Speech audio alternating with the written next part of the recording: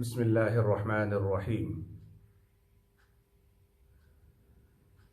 محترم دوستوں، میرے بھائیوں، میری بہنوں، السلام علیکم ورحمۃ اللہ وبرکاتہ۔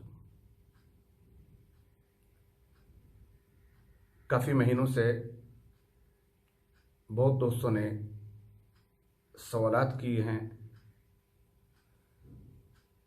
مصروفیت کی بنا پہ میں آپ کو جواب نہیں دے سکا ہوں، جس پر میں معذرت خواہ ہوں، اور میں کوشش کروں گا کہ آپ کے لکھے گئے سوالات کا جواب قرآن و سنت کی روشنی میں جوابات دے سکوں۔ جو بھائی پہلی بار یہ ویڈیو دیکھ رہے ہیں، آپ سے درخواست ہے کہ اس ویڈیو کو دیکھتے دیکھتے سبسکرائب کر لیں، تاکہ آئندہ کے جوابات آپ کو ملتے رہیں۔ ابھی کچھ دوست پریشان ہیں، وہ کہتے ہیں ہم کاروبار کر رہے ہیں، ہم دکانیں چلاتے ہیں، ہم گاڑیاں چلا رہے ہیں، لیکن کوئی فائدہ نہیں ہوتا، نقصان ہو رہا ہے۔ اور بہت سے دوست کہتے ہیں یہ ہمیں اس کے بارے میں کوئی دم کر دیں، کوئی کہتے ہیں کچھ پڑھ کے ہم پہ پھونک دیں۔ میں انشاءاللہ آپ کو ایک آیت بتا رہا ہوں، آپ وہ پڑھا کریں اور کوشش کریں کہ نماز نہ چھوڑیں۔ نماز اپنی 5 ٹائم، ہر روزانہ 5 ٹائم نماز پڑھیں، اور کسی دن مصروفیت کے بنا پہ یا کسی خرابی کی وجہ سے اگر آپ کی نماز رہ جائے تو اس نماز کو قضا کیا کریں، اور ہر نماز کے بعد ایک آیت میں آپ کے سامنے پڑھتا ہوں، آپ کو پڑھا کریں، یا پھر صبح کی نماز کے بعد، یا پھر مغرب یا عشاء کے بعد اس کو پڑھیں۔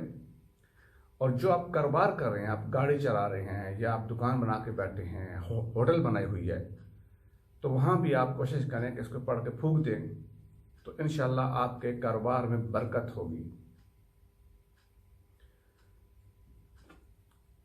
11واں سپارہ اور سورہ توبہ، آیت نمبر 111 111، وہ آپ پڑھا کریں، میں بھی آپ کے سامنے پڑھتا ہوں اور آپ بھی اس کو پڑھیں۔ اعوذ باللہ من الشیطان الرجیم، بسم اللہ الرحمن الرحیم، ان اللہ اشترى من المؤمنین انفسهم واموالهم بان لهم الجنہ يقاتلون في سبيل الله فيقتلون ويقتلون وعدا عليه حقا في التوراة والإنجيل والقرآن ومن أوفى بعهده من الله فاستبشروا ببيعكم الذي بايعتم به وذلك هو الفوز العظيم۔ صدق اللہ العظیم۔